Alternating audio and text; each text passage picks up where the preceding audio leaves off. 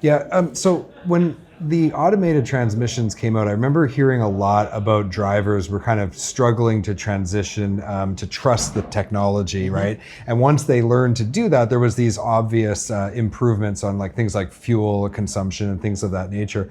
When it comes to the repair technicians that are now having to fix this equipment, is there kind of an equivalent where they had to make an adjustment in mindset to approach this equipment in a different way?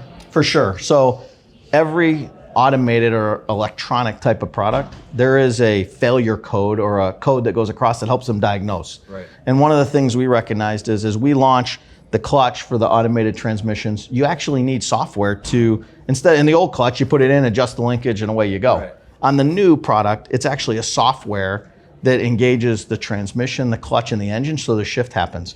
And so we had to get that software tool out there to augment what we're selling on hard parts. Okay. And so we've added that. And now this year, we've actually added a full suite of software that allows them to diagnose any failure that's running across the J1939 bus on the truck. So if they have service, we've got a product called Select Diagnostics that we're selling that allows them not only to identify what the fault code is, but then we've got our users that are doing it, putting in what's solving it, that has an AI-driven element to it that says, hey, 80% of the time, this solves that to help them triage faster and get trucks out, so make them more efficient.